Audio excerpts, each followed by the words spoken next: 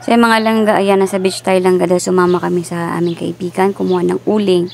So napakalayo nga langga, mga 3 to 4 hours ang biyahe. So, ayan, hindi ko na nga pinalagpas, sumakit na nga ako dyan sa bangka. Sabi ko dun sa kaibigan ko, picturean niya ako, sabi nga niya against the light.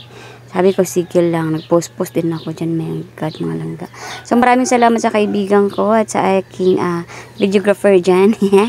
So thank you. Ayun na nga, nag-post-post na nga tayo langga, pero madilim. So ayun na nga langga, hindi ko na rin pinalagpas at pinagyabang ko sa aking kaibigan. Sabi ko, nung napunta kami dyan, so sobrang dami namin nakuha ang suso langga, ang shells. Excited din siya, yan, tinas na nga yung kanyang short. Dahil syempre langga, libre na dito. Ayan. So buti na lang sinamahan tayo dito sa mga bagets langga. Ayan. Mababait yung mga bata na yung mga langga. Dahil pag andyan ako, talagang tuwa sila. Ayan, sobrang bait nila. Ayan, sinamahan na nga tayo. Ayan, nauna na nga sila at yung isa nakakuha na. Sobrang dami kasi dyan langga. Kaya talagang sabi ko sa kaibigan ko, dahil total andito na tayo sa bukid, madaan tayo sa pinuntahan namin. So ayan, sumama nga siya. Ayan, sabi nga niya, hindi daw siya marunong. Sabi ko, kapakapain mo lang sa baba. Para siyang buhangin dahil sobrang dami niya.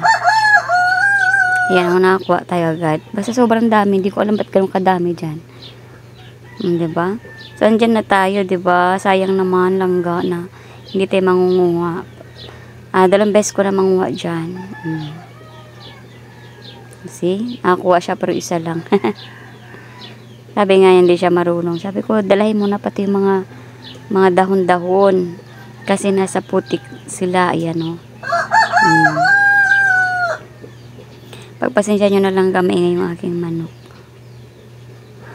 Ayan, sabi nga niya, medyo mabaho dito banda. Lumipat tayo dun sa dulo. Kasi na nga lumipat na nga kami. Ayan. Tsaka medyo maingat dyan langga kasi meron ding talaba. Meron din kami nakukuha ng talaba dyan langga. Ayan, tas habang nangunguha ka, nagugulat kami yung mga isda sa paa mo. Diba ganun sila kayaman? Kasi parang hindi pa siya napupunta ng mga tao. As in, konti lang yung tao. Sila lang halos sa nirahan dyan, mga langga. Kaya sagana sila sa ulam. Kasi ang sadya talaga natin dyan langga, manguha tayo ng gulaman, seaweeds langga. So pagkatapos nga nyan, sabi namin manguha kami ng seaweeds. At manguha kami ng sisi.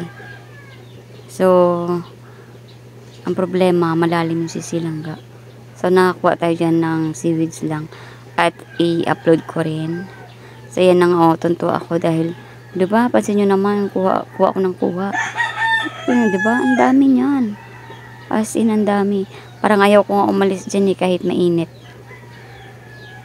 Ang bilis namin makalahati niyan. So, hindi na namin pinuno. Sabi ko kasi okay na yan. Kasi marami na. Diba? In-interview ko yung mga bata. Kung nag-school ba sila. Ganyan. Ayun na nga. Kita nyo naman, oh. Mainit. Ayan na nga. Sabi ko, batsi na tayo. Nauna na nga yung mga bata. Kung mauwi na tayo, balik na tayo sa pwesto natin. Dahil nga lang bumili din ako ng isda. Para mag-ihaw-ihaw tayo at magsaing tayo para makakain na tayo. Di ba lang tipid? Kasi yung kakain ka pa sa daan o magdala ka na lang ng bigas. 1 kilong bigas, marami na kayo makakain. Bumili ka ng isda o sariwa pa. Kasi ako kumain ka sa karinderya langga, di ba? Kaya ayan, naglalakad na nga paket. Ayan.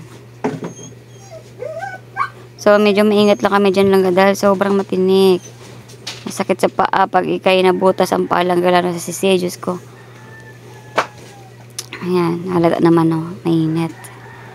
Ayan. Pauwi na nga kami. At yan yung aming nakuha langga. Hindi nakuna ng ating videographer langga kasi first time niya. Ayan na nga. Nakalahati namin yan langga yung aming kuha. Kasi nagalakad na nga kami pabalik dun sa aming kinaupuan. At yun yung aming mga kasama, diba? Masaya lang langga, wala pang entrance dito langga, at saka konti lang ang tao. At yung dagat, grabe, ang linis. As in, ang linis. Ayan, kaya lang hindi talaga siya puntahin ng mga tao kasi malayo. So, yun lang, video ko, bye!